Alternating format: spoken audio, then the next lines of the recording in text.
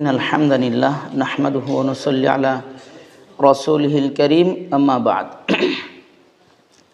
প্রিয় উপস্থিতি, যারা আমাকে শুনছেন, আমাকে দেখছেন, তাদের উদ্দেশ্যে বলছি, আজকে যেই টপিক নিয়ে আপনাদের সামনে উপস্থিত হয়েছি সেটা একটি অন্যতম বিষয়বস্তু। যে আজকে যেই বিষয়টা নিয়ে আমরা সকলে হাহাকার করছি, সকলেই এই পেরেশানিতে ভুগছি, সেটা হচ্ছে আমাদের ঘর থেকে কেন রিজিকের অভাব দূর হচ্ছে না। আমরা সবাই কেন একটা জিনিসের জন্য কি আফসোস করছি। তো কোরআন এবং হাদিস যদি আমরা রিসার্চ করি, আমরা যদি গবেষণা করি, তো এটার সমাধান একটা কারণেই খুঁজে পাওয়া যায়। সেটি হচ্ছে আমাদের ঘর থেকে রিজিক চলে যাওয়া, রিজিকের অভাব দেখা দেওয়া, আমরা সংকটে পড়ে যাওয়া। তার একটা কারণ আমরা খুঁজে পাই, সেটি হচ্ছে এই রিজিককে আমরা নিজের হাতে ধরে আমরা ঘর থেকে তাড়িয়ে দিই। রিজিক আমার ঘরে ঢুকতে চা, কিন্তু আমি ঢুকতে দেই না।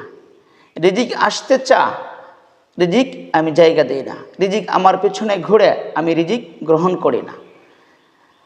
তো এটা কিভাবে? এটা হচ্ছে আমাদের ফ্যামিলিতে 5 থেকে 7 জন লোক থাকে, অথবা 4 জন থাকে, অথবা 3 জন থাকে, 6, 7 জন, 8 জন এমন লোক থাকে। থাকা সত্ত্বে দেখা গেছে আল্লাহ পাক রব্বুল আলামিন যেই আমলের বদৌলতে, যেই আমলের কারণে আমাকে আপনাকে রিজিক দিয়ে থাকে, যেটার বিনিময়ে আমাকে রিজিক দিয়ে থাকেন, ওইটা আমরা গ্রহণ করি না, এর থেকে আমরা দূরে সরে যাই। আর ওই আমলটাই হচ্ছে নামাজ, ওই আমলটাই হচ্ছে নামাজ। তো আপনি যদি নামাজ পড়ি, এই নামাজের বদৌলতে আল্লাহ পাক রব্বুল আলামিন আমাকে আপনাকে 5টা পুরস্কার দিবে। এর মধ্যে প্রথম নাম্বার পুরস্কার হলো আমাকে রিজিকের অভাব দূর করে দিবে।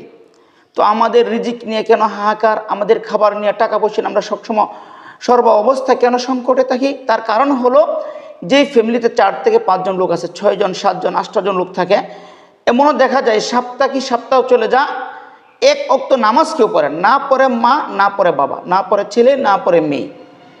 এই নামাজ আমাদের ঘর থেকে বের হয়ে গেছে, নামাজকে আমরা বের করে দিয়েছি। এই নামাজের সাথে সাথে আমাদের ঘর থেকে রিজিক বের হয়ে গেছে। এজন্য আমরা যে সমস্ত ভাইরা রিজিকের অভাবে কষ্ট করি, আমি সকলের তাদের দৃষ্টি আকর্ষণ করছি, আমরা নামাজের মাধ্যমে কী করবো, আল্লাহ তাআলার থেকে আমরা রিজিক চেয়ে নিব। আল্লাহ পাক রব্বুল আলামিন আমাকে আপনাকে নামাজের ভিতর থেকে, নামাজের মাধ্যমে রিজিক সংগ্রহ করার তৌফিক দান করুন। প্রিয় দেশবাসী, আজকে সকলেই দেখতে পাচ্ছেন যে ঢাকার অলি গলি, আশপাশ এলাকায়, সকল জায়গায় শুধু টুপিওয়ালা। তখন ওই টুপিওয়ালাদেরকে দেখে কিছু কিছু মানুষ কটাক্ষ করে যে মোল্লাদের কোনো কাজ নাই, কয়েকদিন পরে পরে কী করে সমাবেশ ডাকে, লোকজন জমা করে। আমি বলি, আরে ভাই, আপনি যে কথাটা বললেন, আপনি যে দেখেন এই সমাবেশে এখানে কি হচ্ছে, ওইখান থেকে কি আমরা নিয়ে আসছি। আপনি যদি এখানে যান, আপনার মনও পাল্টে যাবে, আপনার চিন্তা চেতনা ধারণা চেঞ্জ হয়ে যাবে। কারণ ইসলাম হলো শান্তির ধর্ম, আর এখানে যেই আসে সেই কি শান্তিতে চলে আসে। আপনি তো মন্তব্য করতেছেন যে মোল্লার দল কোনো কাজ নাই, কয়দিন পর পর ঢাকা কি সমাবেশ দেয়। আমি আপনাকে হুঁশিয়ারের সাথে বলতে চাই, যে এই সমস্ত ভাইয়েরা মোল্লাদের দিকে, ওলামায়ে কেরামের দিকে, আলেম দিকে আঙ্গুল তুলে কথা বলেন, চোখ উল্টে কথা বলেন, আপনারা সতর্ক হয়ে যান। দেখেন, আজ পর্যন্ত ওলামায়ে কেরাম যেই কাজ করেছে, ওলামায়ে কেরাম যেই দিকে আঙ্গুল উঠেছে, ওইটা কোনোদিন কি হয় না, পিছপা হয় নাই, ওইখান থেকে কোনোদিন ব্যর্থ হয় নাই। আমি আজকে আপনাদের উদ্দেশ্যে বলছি, যে সমস্ত ভাইয়েরা আজকের সমাবেশকে নিয়ে কথা বলছেন, আজকের সমাবেশকে নিয়ে কটূক্তি করছেন, আজকে তাদের প্রতি নিন্দা জানাচ্ছেন, আমি আপনাদেরকে বলছি, আপনারা হুঁশিয়ারের সাথে চলেন। কারণ এই দেশ ওলামায়ে কেরামের দেশ, এটা ওলি আল্লাহর বাংলাদেশ, শাহজালালের বাংলাদেশ, শাহ মাহদুমের বাংলাদেশ। এই বাংলাদেশ ইসলাম ছিল, ইসলাম আছে, ইসলাম থাকবে। ওলামায়ে কেরাম সমাবেশ করেছে, ওলামায়ে কেরাম সমাবেশ করবে, ইনশাল্লাহ সামনেও করবে। এই ওলামায়ে কেরামকে সমাবেশ থেকে কেউ পিছু হটাতে পারবে না। যে যতই বলুক, চিল্লাচিল্লি করতে পারবে, কিন্তু কাজ হবে না।